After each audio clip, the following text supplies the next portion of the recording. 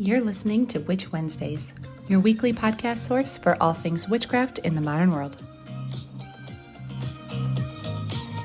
Welcome back to Witch Wednesdays. I'm Steph, and I have a guest here with me today to talk about, I was going to say book, but books, everything that she does. So I am going to let her go ahead and introduce herself and let you know where you can find her online. Yes, thank you for having me, Stephanie. I am Danielle Dulsky. I'm the author of 4 books and an oracle deck. And my latest book that just came out is the Holy Wild Grimoire. And you can find that in all the places that books are sold. And my websites are just my name, danielledulsky.com, and then thehagschool.com is the website that I teach through. So that's how you find me. And I'm very excited to be here. Very excited to have you. And listeners, as always, I will have all of Danielle's links over at witchwednesdays.com and over on Patreon, so you can find those easily. So let's dive in. I mean, we're mostly going to be talking about your newest book, but holy cow, have you been busy? 4 books and oracle. That's a lot of work you have put into your witchcraft practice and business. Well, since 2017, so it's been spread out a little bit, but that's yes. Still a lot. That is not that many years ago. It seems like a million lifetimes ago, but yeah, it's been, I guess, about one book or one project a year since then. So yeah, wow, I've been busy. Very impressive. Thank you. So let's focus then on your newest book, because I just read that one, and I have lots to say about it. But before I dive into my specific questions, do you have like an overview, like couple sentences of what you tell people this book is about? A couple sentences. No, well, let's see how many sentences this is. So it began as sort of a companion journal to the Holy Wild, a Heathen Bible that came out in 2018. I wanted to write a companion book for that. That book, which sort of contained these revisionings of women from the Bible's stories, and sort of allowing their stories to become a little bit more empowering and very different from the ones that maybe we were used to hearing. And then when I started writing this companion journal, it became very quickly apparent that it couldn't possibly be just a companion journal to a book I wrote in 2018, because like we already said, how many times have we lived and died since 2018? So the language was very different, and it was just turning into kind of its own entity. So it is essentially an invitation for the reader to write their own grimoire. So it's not a traditional grimoire in the sense that it has a lot of correspondences or spell recipes. There's some of that in there, but for the most part, it is an invitation for the reader to both reflect on maybe all of the lifetimes that they've lived in the past few years and where they are with holding the tensions of the times and asking themselves, why am I claiming the name witch, or even witch curious or witch adjacent now at this weird time in the world story? And then what are my visions for the yet to come? So it's sort of weaving those 3 strands of time together and inviting the reader to consider, what that means for their story. I don't know how many sentences that was. It's probably more than a few. Probably more than a few, but a great summary. And I know the answer to this on my end, but from your opinion, have you noticed a growth in witchcraft or witch adjacent community since everything that has happened in the last couple of years? Oh, yeah. And even before that, I mean, it was almost like really, I think I noticed it since 2014 and 2015. Sort of like, the world preparing itself for what was coming, maybe. I'm not sure. But yeah, certainly the name witch becoming more palatable and, not something that even people that don't consider themselves to be witches and maybe don't have any witch people in their lives, they're still able to befriend that word and they're not afraid of it anymore. So yeah, for sure, I've noticed a big change in recent years. And I think that a part of that might be climate collapse and how witchcraft has always been a religion that is of the earth. And so being able to look at witchcraft as being a bit more medicinal than something that's terrifying or whatever people assume that it was before, that maybe, just maybe, everybody's considering that, oh, there's something to witchcraft being a remedy for the poisons of these times. So yeah. Yeah, absolutely. And speaking of people sort of owning that word and being more comfortable with their practice and themselves, you really encourage the use of a journal when reading this book, because you have a lot of journaling exercises in here. I do. Yes, I am a big fan of journaling. As a writer, so I think that we all have a primary art. And for me, writing's been the thing that I've done since I was a child. And I think that whatever your art is, it's a medium or a channel for allowing the other world to speak through you. And so if we're working with writing, having a journal, not just to kind of log what you're thinking, which I think is sometimes the way people think about journaling, that they're just sort of like writing down exactly what they're thinking. But really, the act of writing allows something new and strange and surprising usually to come through. So yes, I can't recommend journaling highly enough. And I know that it's a boring word. I wish there was a better word for it, but it's not just journaling. It's like, this whole magical medium. Yeah, it is. And it goes along with, you talk about in the book, which is probably one of my favorite phrases ever, is word witchery and word witchery. Yes. I love everything about that. Yeah. Well, stories were the original spells and words are spellings. We think about, spelling a word. So yeah, I think, and even grimoire, the etymology of grimoire is grammar. So we've always had, words be magical, and we've always been inviting words into our witchcraft. But I think that, at least for me, I came to witchcraft in the 90s, the late 90s. And it kind of seemed like, Wicca was more trendy than witchcraft was, or more readily available anyway. And within that, under that umbrella of Wicca, there was a lot of like rote incantations and things that had been written by other people that are really beautiful. And I did love memorizing them. I sort of looked at it like a antidote to me being forced to memorize Bible verses when I was younger. It was like, well, now I'm going to memorize the Wiccan Read. So take that. But when you write your own incantations and your own spells and your own poetry and even your own story, there's something so different in that, that doesn't need to feel like it's less important or less potent, because in many ways it's more so. So yes. Yeah, absolutely. And I was an English major in college, so I love words myself. I'm right there with you. Get it. I get it.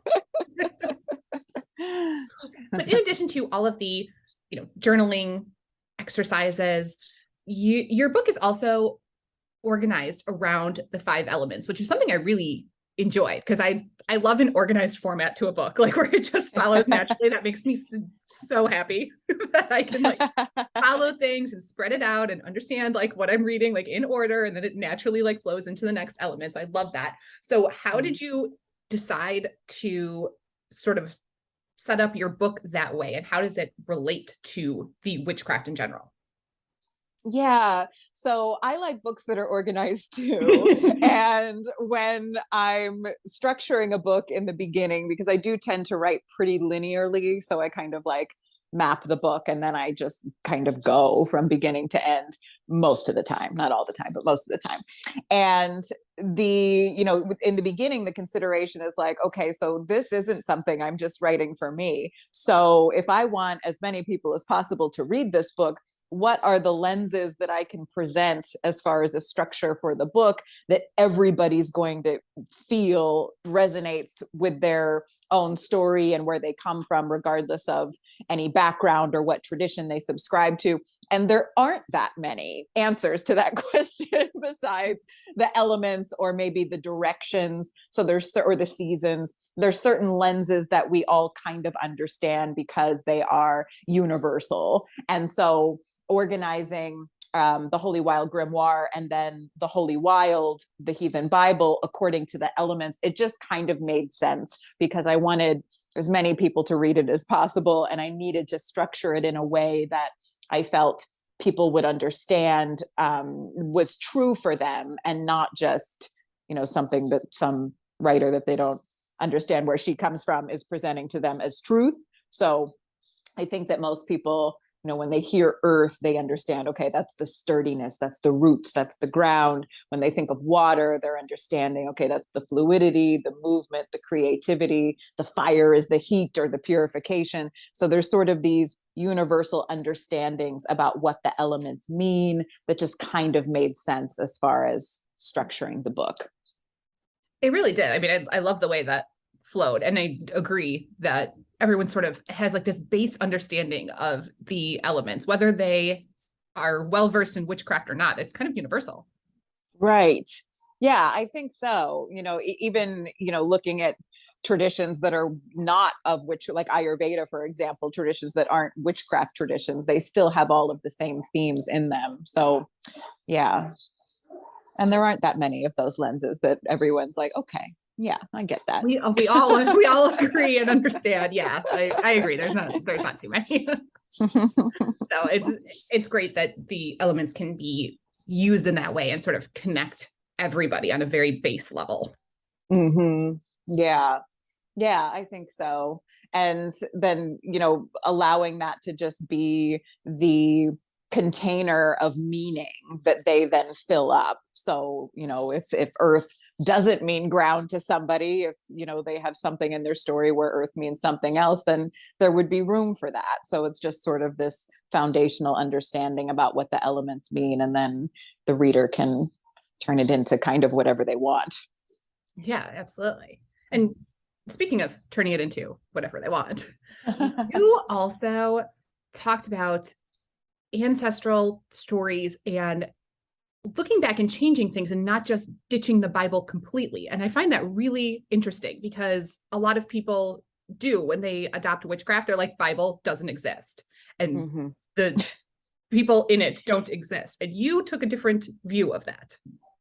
Yeah. And I think that that's probably, well, not probably, definitely that comes from being 42 now and, having lived through maybe 10 years of complete rejection of my childhood religion. So I do feel like that might be an important first step. I don't know for sure, but for me it was.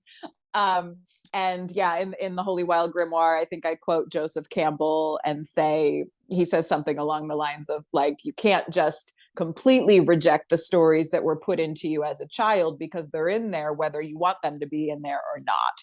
So when I read that, it really struck me because it was like, well, I have a lot of stories that were put into me as a child, and most of them are biblical stories. So then what's the gift or what's the treasure if I'm not rejecting all of it and just saying, like you said, the Bible doesn't exist and let's just pretend this never happened. I want to take something from those stories and make them, dig out the treasure and find out what part of that story is still in me. Because I really did. I was raised going to church twice a week and then a born again Christian school until I was about age 12. And then all of that kind of fell apart for reasons that I don't need to get into. But the first 12 years of my life were really spent deeply entrenched in the Christian experience and having to memorize these stories and like word for word, these Bible verses ad nauseum over and over again for years and years of my childhood. So of course that's in me. I couldn't surgically remove it. So of course that's in there somewhere. So now what do I do with it? So in, reflecting from this little bit more of a mature place and having been removed from the church for a very long time now, maybe almost 30 years. Wow. I haven't said that out loud before, but I think it's probably a little over 30 years that I haven't, attended a church on a Sunday anyway. I've had to go to weddings and funerals like we do, but having a regular experience has been a long time. And now I can look back and see, wow, these stories that are in the Bible, some of those are really great stories. In, the Song of Solomon or Psalms, that's great poetry. If I can look at it a little bit more objectively and not just completely see it through that lens of, this is what oppressed me and this was a source of abuse. And, that all of that's an important knowing for my story. But if I can look at that book a little bit more objectively, I can see that there's really great stories and poetry and words and even spells in it. So, yeah, I could go on, but I'll stop there. Heard that. I've heard that a lot from witches who still use the Bible in certain ways, that it's basically a spell book. And I know there are a lot of traditions that will use the Psalms specifically as part of their spell work. Yeah. Especially I live outside of Philadelphia, and there's a lot of sort of folk traditions around here that will do that. That's not part of my practice, but I like it. I like this idea of like, kind of witching it from the inside or something. Yeah. I find all of that very interesting. It's not something that I do or use either, but I love to read about the different traditions that do. Yeah. See the overlap there. It's a lot of fun. Yeah. Witchcraft is everywhere. It is, which under really other names. Perfectly into my next question, and something that I like to ask everybody is what, in terms of witchcraft, what does a standard day or week in your life look like? What are some things that you do regularly? It really depends on the season. I guess I always have this knowing, especially this time of year, but it seems really potent and loud this year for some reason, how different my life is in late autumn and winter from really the rest of the year. I sort of have this, because I lead a lot of in-person events in the summer. The summer is sort of like my peak fruition time when I strangely don't have a lot of energy. I really reach my final form in autumn, and summer is kind of a difficult season for me. But so my rhythms in summer are really like kind of go, go, go. And my rhythms around now and starting in September, I guess they do start to maybe not slow down, but time does feel like it's moving a little bit slower. There's this Irish idea of eternal time, and they reference it when they're talking about all of those fairy tales and even more modern folk tales about when people are just walking along the road and then they fall into fairy, oops, and then they return home to their people and it's been generations that they've been gone. So eternal time is linking the quality of your experience to the rhythm of time.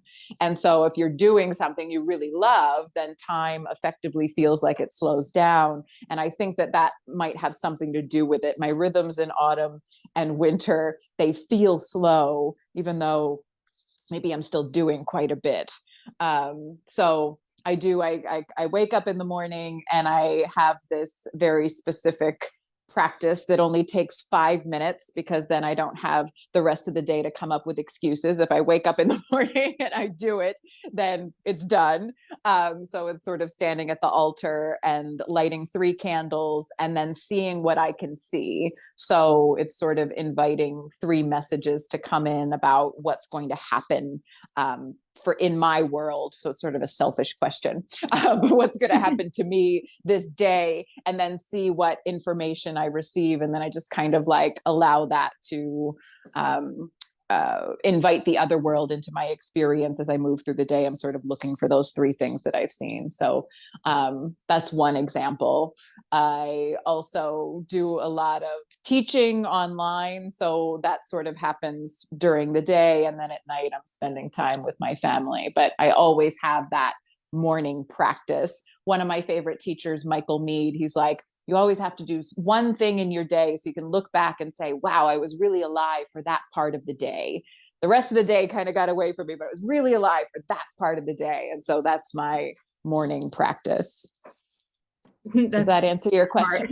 Yeah, no, that's very smart to do that in the morning and have your moment, even if it's just 5 minutes, and then you're covered for the rest of the day. At least and then I'm covered. Yeah. And then, the spell work, I don't do spell work every day. I guess there's some witches that do, but that's sort of something that also gets a little bit quieter this time of year.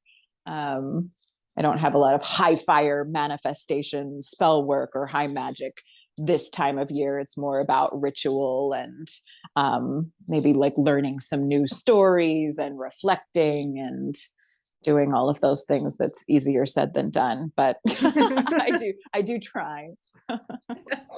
No, I completely understand. I think all of us have those energy ebbs and flows, and there's no way I could commit to spell work every single day. It's not going to happen in my life. No, not every day. We need the dark moon times. Yes, absolutely. So we can appreciate it.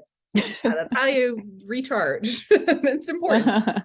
But yeah, I completely understand, because my rhythms are similar to yours, where I just feel more alive this time of year. Like going into winter is my favorite season. And the summer I just crash, like on all levels. I can't do anything. Yeah. I can't do spell work. It's just I know. It does not. I was wondering if you can have reverse seasonal depression. Yeah, I wonder. Like, could the sun make me sad? I am sad in the summer. I mean, I love, being able to go outside and enjoy things with my friends. But as far as like the witchcraft is concerned, I'm like, I can't do you right now. That's not. Yeah, it's tricky. Not solitarily. So like leading all the events that I lead in the summertime, I really can get into it when there's a lot of people, of course. But yeah, my own solitary spell work, it just kind of wanes. I don't know. Maybe post Beltane. I think I'm still good at it at Beltane, but yeah, definitely June and July. It's difficult. Oh. And then when it's August, I'm like, it's almost fall. We're getting there. We're getting closer. No, completely understand. Same. Absolutely. I actually start decorating for like fall and Halloween and into the winter, like on August 1st. Because I'm like, no, we're done with the summer. Harvest. August 1st is my day. I do too. Oh, I love that. In terms of your sort of what you do daily rituals, routines, do you have an element that you connect with more than the others? Probably the earth element. I've always felt more at home in the mountains. So since I talked about the gnarly parts of my childhood, I'll just share that I was also raised half of the time by my grandparents, who had a cabin in the Pocono Mountains. And so it was pretty removed from the world. Like there was no TV. So it was like books and writing was what I was able to do there. And I've always felt really at home in mountains, forest, more so than the sea or so yeah, the earth element feels more like home to me. But then in my spell work, if I need something to come in, that I sometimes call it the shock of the strange, I need something to come in that's going to be like a little bit surprising and give me that magical click. That's when I would use other elements like fire, which does scare me a little bit. I like it, but it scares me just a little bit. And so I might invite the fire element into a spell if I needed a little bit of that shock of the strange. But the earth element is where I live, where I prefer to live. I like that shock of the strange. That's a good point. I do that too, but I've never had like a phrase for it before. So now something's just going to scare me a little bit. We need that sometimes. Otherwise, yeah, just too comfy. Yeah, I think that's more common than people realize. They have like one that they're attracted to and use more often, and then when they need something just a little bit different, they go like completely opposite. Right. Yeah, and it's important. So yeah, I have a lot of beginners who listen to this podcast. So if you could offer one piece of advice to somebody who is brand new to witchcraft, or maybe even hasn't adopted the title yet, what is your advice for a complete beginner? Yes, I love this question. So my go-to advice is always to go back and reflect. So it takes a little bit of time. You want to be able to give it like an hour or more, but you go back and reflect on all of your life chapters. So you sort of think about the epic novel that has been your life. And if you're breaking that up into chapters, do that, sort of like title the chapters and know that they don't have to necessarily be evenly spaced in duration. So if you went on an epic vacation and it was only 2 weeks, that might get an entire chapter. I have almost 10 years of my life that I would just say is one chapter. So they don't have to necessarily be evenly spaced in terms of linear time, but you want to name as many of these chapters as you can think of. And then you look within those chapters for what I call the feeling mind moments. So you look for the fleeting moments in time throughout all of your lived chapters when your body, mind, and spirit were yoked together in one place. So it often comes through in your art. So let's say your art is gardening. You could be gardening and thinking about like your to-do list or the electric bill or whatever, or you could be gardening and you're like all in. You're like, yes, I love the dirt under my nails and the smell of the soil and all of that. And so when you're all in, that's the feeling mind moment. So these are fleeting moments in time, like you were staring at the full moon and you just felt fully present, or you were dancing or having sex or painting or whatever your art might be. And you try to name as many of those feeling mind moments as you can within all your chapters. And then you look for the patterns. So that's where the epiphanies usually happen, when you look for the patterns in those feeling mind moments. They will be unique to you. So for example, maybe you're always alone in those feeling mind moments. Other people almost have it as a requirement that they need to be in relationship or with somebody else during those feeling mind moments. Maybe they're all occurring at the same time of day or the same season, or maybe there's an element like we were just talking about that's more present. So, with sunrise and stars and campfire, that would all be the fire element. So those patterns start to step forward and become illuminated when you're looking for them. And you can see these common threads throughout your experience when you really felt like, okay, I'm the most me when I'm doing this. And then those are your themes. And so then you can clearly see, well, that's kind of what I'm being oriented toward then in my life. If these are the themes that show up, the patterns that show up when I feel like I'm the most me I could possibly be, then that's probably what I'm supposed to be doing with my life and in my witchcraft. So you can usually find not only the elements that you might emphasize in your witchcraft, but you can sometimes also find the time of day when you might feel more comfortable practicing.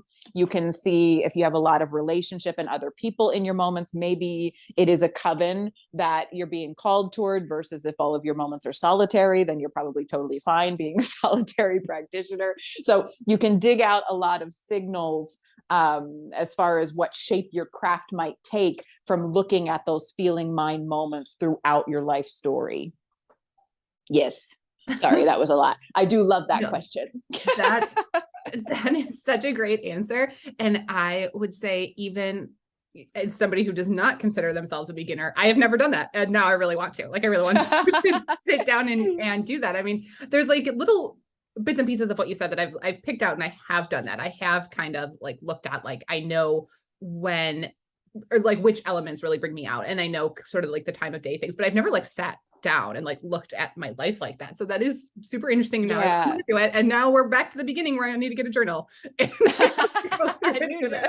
Yes. Becoming the witch detective.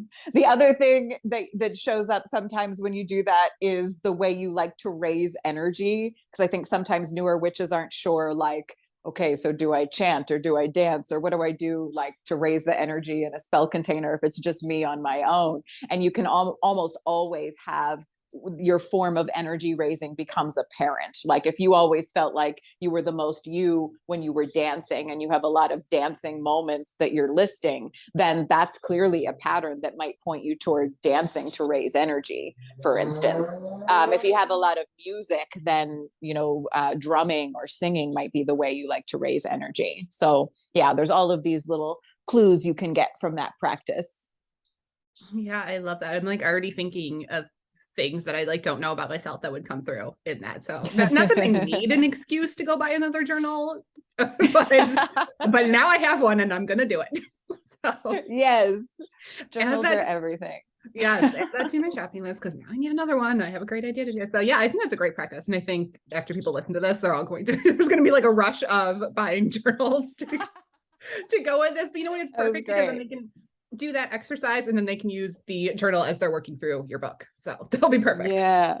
Yes. Which, yeah, as having gone through your book, I absolutely recommend that. Like if you need a journal. So like, you do need a sizable journal. Yes. Yeah. There's so many good like exercises and like nuggets and things to like write down. So I good tip. But other than that, of like anything else that we've covered, is there a single takeaway that you want readers to get from your book that we didn't cover? Well, with all my books, I always hope that the reader feels a sense that their own story is incredibly important. I think that we all feel that way anyway, but well, maybe we do. But I really hope that all of my books, and maybe especially the Holy Wild Grimoire, because there is so much journaling and reflection that goes on, that it kind of, validates where you already feel you're headed, and that it names your story as just as important as any other story or an old story. I'm sharing these old stories in that book as story lanterns that illuminate what wants to be seen, but your own story can do that too. So that's always what I hope is the most important takeaway, is like, oh, I have a lot of magic in my own story. So yeah. Good takeaway. And I will definitely have the book linked so everybody can find it, because I think especially at this time of year, if you are looking for a holiday gift for somebody, for the witch in your life, I think this book plus a really pretty journal and maybe some pens would be a really great gift idea. Oh yeah, I love holidays, because I would love to get that myself as a gift. But it's really fun. Then it's not just handing over a book. You really like put some thought into it, and there's all these journal practices, so it's something that they can take with them into the new year. So highly recommend that, putting it that high on my list. Yes. Yeah. Thank you. That's great. I love that idea of a journal with the book. Yes. But thank you so much for being here. I really appreciate you taking the time and telling us all about your book and all of your works that you have done. So many things. Thank you so much for having me. and thank you for sharing all of your ideas. I know everybody is going to jump on board with that whole life story and learning more about themselves. Really great tip. So thank you. Really appreciate it. Yeah. Thank you so much. And listeners, that is everything that I have for you this week. Again, everything will be linked over at witchwednesdays.com, so you can check everything out, and I will see you next week. Need even more? Subscribe to Patreon and YouTube for exclusive bonus content. Order a themed witchcraft box every month through Witch Wednesdays on Etsy. Be sure to follow on Instagram at Witch Wednesdays Podcast. Find all these links and more at witchwednesdays.com.